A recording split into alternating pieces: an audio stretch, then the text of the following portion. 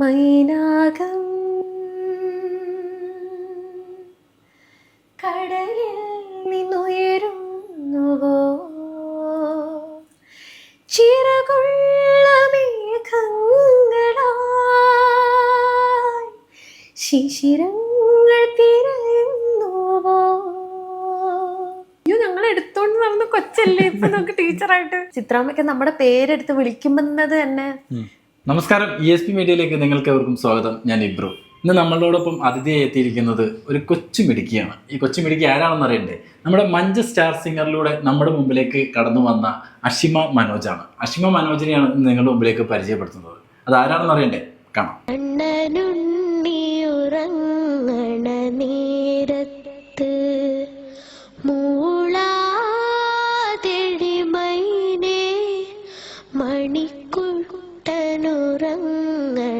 സമയത്ത് Munch star singer ജൂനിയറിൽ ഞാൻ ചോട്ടു മഞ്ചാണ്. പക്ഷെ പാട്ടിൽ അങ്ങനെയല്ല കേട്ടോ. ഓമന തിങ്കൾ പാടി പാടി ഞാൻ നിന്നെയുറക്കാം. അപ്പോൾ 2008 ഈ മഞ്ച് സ്റ്റാർ സിംഗർ നടന്നത്. അപ്പോൾ ആ കൊച്ചുമിടുക്കി ഇപ്പോൾ എവിടെയാണെന്ന് അറിയണ്ടേ? കാണാം. മൈനാകം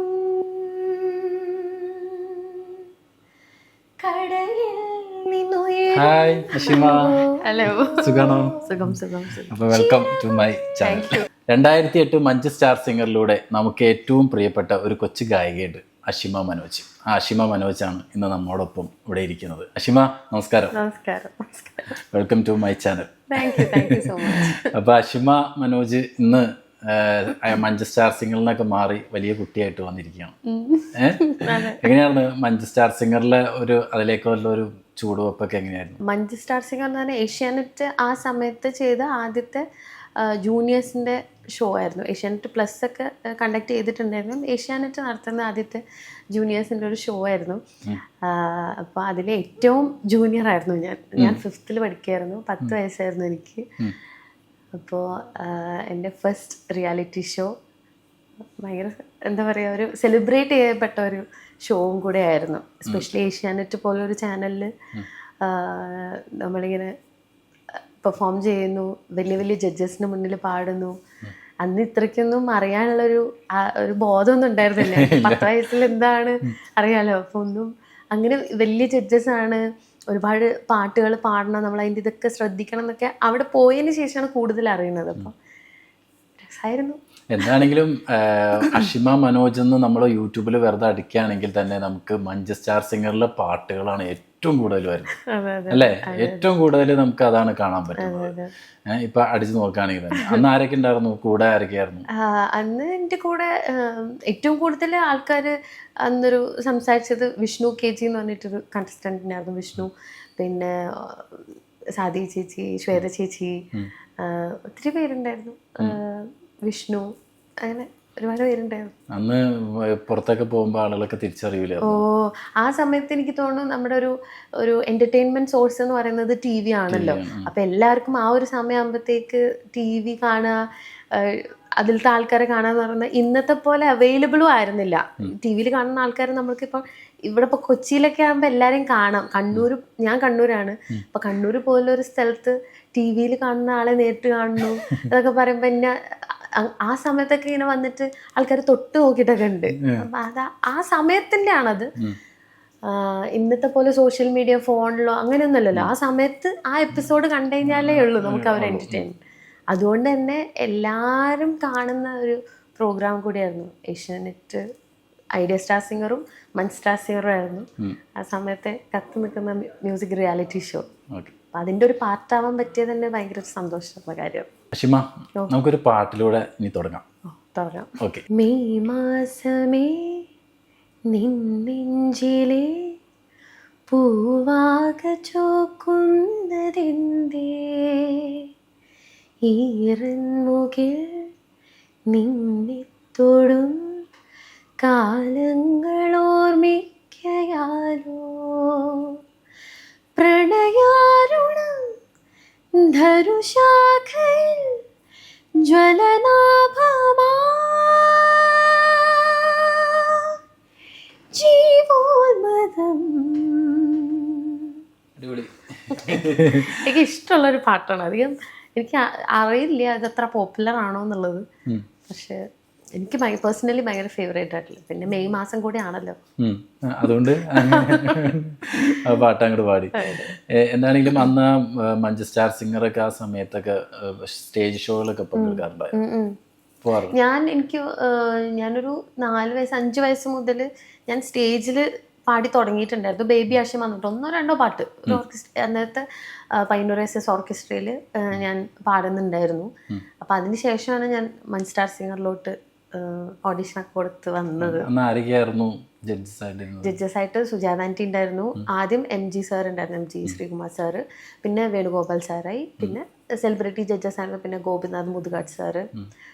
അങ്ങനെ അവിടെ വന്നതിന് ശേഷം കുറച്ചും കൂടി ഇമ്പ്രൂവ്മെന്റ് ആയല്ലേ? അതെ അതെ, അത് നമ്മൾ അവിടെ എത്തി കഴിഞ്ഞാൽ അവരുടെ ഒരു ശിക്ഷണത്തിൽ നമ്മൾ പാടുന്നു, പാട്ടുകൾ പഠിക്കുന്ന രീതിയെ മാറുന്നു. നമ്മൾ അതുവരെ നമ്മൾ ജസ്റ്റ് ഇങ്ങനെ കേട്ട് വരി പഠിച്ച് പാടുന്നു എന്നുള്ളതിനപ്പുറത്തേക്ക് അതെങ്ങനെ പാടണം, ഓരോ സംഗതിക്കും എത്ര സംഗതി ഉണ്ട്, അത് ഏതൊക്കെ നോട്ട് ഹിറ്റ് ചെയ്യുന്നുണ്ട്, അത് ഏതൊക്കെ നോട്ട് ടച്ച് ചെയ്യുന്നുണ്ട്, എങ്ങനെയൊക്കെ ഫീല് കൊടുക്കണം, എങ്ങനെയൊക്കെ അതിനെ ബ്യൂട്ടിഫുൾ ആക്കാം, പെർഫോമൻസ് എങ്ങനെ ചെയ്യണം, അങ്ങനെ എല്ലാ ഡീറ്റെയിൽസും അവിടെ വന്നിട്ടാണ് പഠിച്ചത്. അന്ന് കാണാണ്ടാണല്ലോ പാടണത്. അപ്പൊ അതെങ്ങനെയായിരുന്നു പഠിച്ചതൊക്കെ? എനിക്ക് സത്യം പറഞ്ഞാൽ ഇപ്പൊ ഓർമ്മയില്ല. ഇപ്പൊ എനിക്ക് ബൈ ഹാർട്ട് പഠിക്കാന്ന് പറഞ്ഞാൽ ഭയങ്കര ബുദ്ധിമുട്ടായിട്ട് തോന്നാറുണ്ട്. ആ സമയത്ത് എനിക്ക് ഓക്കെ ആയിരുന്നു. അതെങ്ങനെയാ പഠിച്ചതെന്ന് എനിക്കൊന്ന് കുറേ തവണ പാട്ട് റിപ്പീറ്റഡ്ലി കേട്ട് അമ്മ എഴുതി തരും, അത് നോക്കി പഠിച്ചു. അങ്ങനെ അന്ന് മഞ്ജു സ്റ്റാർ സിംഗറിലൂടെ കടന്നു വന്ന് ഒരുപാട് പേര് ഇഷ്ടപ്പെട്ട ആ കൊച്ചുമിടുക്കി ഇന്നിപ്പോ എവിടെയാണ് എന്ന് ചോദിക്കുകയാണെങ്കിൽ എന്ത് പറയും? ഇന്നിപ്പോ അതേ ഏഷ്യാനെറ്റിൽ തന്നെ സ്റ്റാർ സിംഗറിൽ ഇപ്പോഴത്തെ കണ്ടസ്റ്റൻസിനെ ട്രെയിൻ ചെയ്യിക്കുന്നു. അവരുടെ ഗ്രൂമറാണ്, അവരുടെ ടീച്ചറാണ്. എത്ര വർഷമായി? ഇപ്പൊ ഞാനിപ്പോ 2 സീസണായിട്ട് വർക്ക് ചെയ്യുന്നുണ്ട്. സീസൺ 9ഉം ഇപ്പോൾ സീസൺ 10ഉം ഞാനിപ്പോ അവരുടെ ടീച്ചറായിട്ട്. ലൈവ് നടന്നുകൊണ്ടിരിക്കുന്ന സ്റ്റാർ സിംഗറിലെ ടീച്ചറാണ്. അന്ന് കുട്ടിയായിട്ട് വന്ന് ഇന്നിപ്പോ ആ വരുന്ന കുട്ടികളുടെ ടീച്ചറായിട്ട് നിൽക്കുന്നു. എന്ത് തോന്നുന്നു? അപ്പൊ ഭയങ്കര ഭാഗ്യമായിട്ട്, ഭയങ്കര എന്താ പറയാ, ഓവർവെൽംഡ് ആയിട്ട് തോന്നുന്നു. കാരണം നമ്മൾ വർക്ക് ചെയ്ത ആ സമയത്തുള്ള ക്യാമറ ചേട്ടന്മാരും അവരൊക്കെ ക്രൂവിലുള്ളവരൊക്കെ എന്നെ കാണുമ്പോൾ അയ്യോ ഞങ്ങൾ എടുത്തോണ്ട് നടന്ന കൊച്ചല്ലേ ഇപ്പൊ നമുക്ക് ടീച്ചറായിട്ട് ഭയങ്കര ബ്ലെസ്ഡ് ആയിട്ട് തോന്നും. കാരണം നമ്മൾ പാട്ട് പാടി കോമ്പീറ്റ് ചെയ്തൊരു സ്റ്റേജിൽ വരുന്ന കുട്ടികളെ ട്രെയിൻ ചെയ്യാൻ പറ്റുക പറയുന്നത് അതെനിക്ക് തോന്നുന്നത് വലിയൊരു കാര്യമാണ്, വലിയൊരു ഭാഗ്യമാണ് എനിക്ക് കിട്ടിയതിൽ. ഇപ്പോഴും ആക്റ്റീവായി നിൽക്കാൻ പറ്റണു മ്യൂസിക്കിൽ, അതൊക്കെ ഭയങ്കര സന്തോഷം. ഇപ്പം വലിയ ഓരോരോ ആൾക്കാരെ കാണുമ്പോൾ അവരൊക്കെ നമ്മളെ അറിയുന്നു. അപ്പം ഒരുപാട് ഗസ്റ്റുകളൊക്കെ വരുന്നുണ്ടല്ലോ സ്റ്റാർ സിംഗറിൽ. അതെ അതെ അതെ, ഇപ്പൊ സുജാത ആൻറ്റി ആയിക്കോട്ടെ, ചിത്രാമ്മയാണ് നമ്മുടെ ഇപ്പോഴത്തെ മെയിൻ ജഡ്ജ്. അപ്പൊ ഇവരുടെയൊക്കെ കൂടെ വർക്ക് ചെയ്യാൻ പറ്റുന്നു, സിത്താര ചേച്ചി, വിധുചേട്ടൻ, ഇവരുടെയൊക്കെ കൂടെ വർക്ക് ചെയ്യാൻ പറ്റുന്നു. അവരൊക്കെ ചിത്രാമ്മയൊക്കെ നമ്മുടെ പേരെടുത്ത് വിളിക്കുമ്പോൾ തന്നെ നമുക്ക് കിട്ടുന്ന ഏറ്റവും വലിയൊരു സന്തോഷമല്ലേ? നമ്മുടെ പേരെടുത്ത് അഷിമ അത് പറഞ്ഞിട്ട് നമ്മൾ വിളിക്കുമ്പോൾ തന്നെ നമ്മൾ അയ്യോ. ചേച്ചിയായിട്ടുള്ള ഒരു എക്സ്പീരിയൻസ് എങ്ങനെയാണ്? ചിത്രാമ്മ കാരണം കുറേ നേരം നിങ്ങൾക്ക് കാണാൻ പറ്റൂല. അതെ അതെ അതെ, സ്വീറ്റാണ്, ഭയങ്കര രസമാണ്. ചിത്രാമ്മയുടെ മടിയിലിരിക്കാനുള്ള ഭാഗ്യം എനിക്ക് കിട്ടിയിട്ടുണ്ട്. അപ്പോൾ നമ്മൾ മഞ്ചിലുള്ള സമയത്ത് നമുക്കൊരു ഇന്റർവ്യൂ ഉണ്ടായിരുന്നു. അപ്പോൾ ഈ അടുത്ത് ഞാൻ ആ ഒരു ഫോട്ടോ റീക്രിയേറ്റ് ചെയ്തിട്ടുണ്ടായിരുന്നു. ആ സമയത്ത് ഞാൻ ഈ മാമിനെ ചിത്രാമ്മനെ കെട്ടിപ്പിടിച്ചിട്ടൊരു ഫോട്ടോ ഉണ്ടായിരുന്നു. അപ്പം അതേപോലത്തെ ഒരു ഫോട്ടോ ഞാൻ ഇത്തവണയും എടുത്തു. അപ്പം അതൊക്കെ ആലോചിക്കുമ്പോഴേ, അതുവരെ എൻ്റെ വീട്ടിൽ ഏറ്റവും കൂടുതൽ വലിയ ഫ്രെയിം ചെയ്ത് വെച്ചൊരു ഫോട്ടോ ആയിരുന്നു അത്.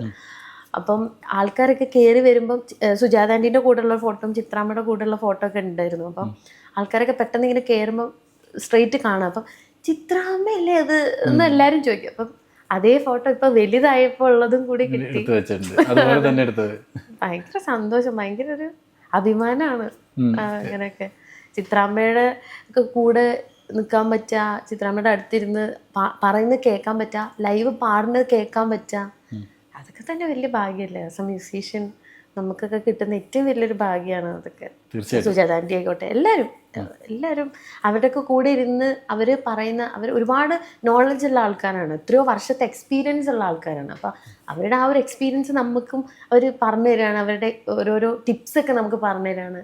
അതൊക്കെ നമുക്ക് കിട്ടില്ലേ. അപ്പൊ അഷിമ, എന്താണെങ്കിലും മഞ്ജു സ്റ്റാർ സിംഗറിൽ വന്നപ്പോൾ ഏറ്റവും കൂടുതൽ ഇഷ്ടപ്പെട്ട ഒരു പാട്ട് ഏതായിരുന്നു പാടിയതിൽ?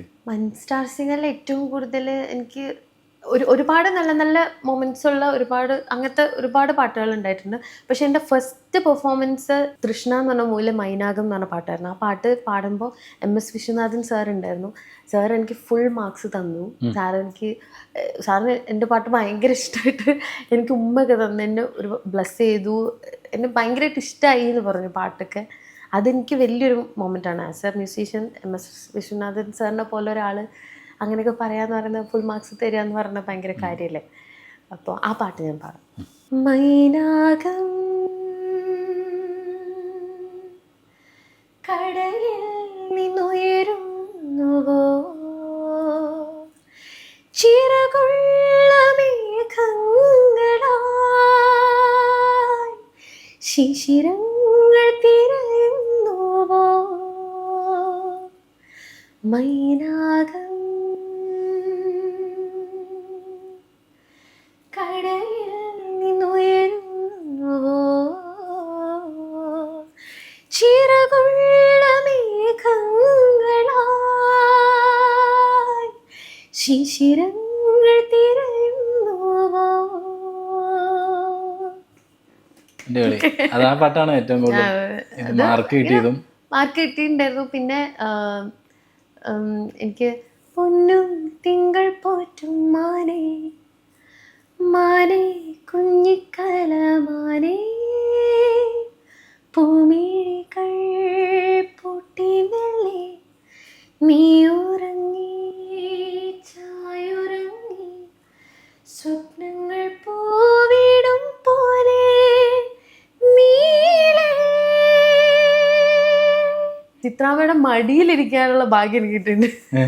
അപ്പോൾ അഷിമ പാടും, അഷിമക്ക് പാടും അറിയാം, പഠിപ്പിക്കാനുള്ളൊരു ഇതും സ്കില്ലും കൂടെ ഉണ്ട് എന്നുള്ളത്. കാര്യത്തെ മഴയായി പാടൂ കാറ്റേ കടലേ, കാര്യത്തെ മഴയായി പാടൂ കാറ്റേ കടലേ.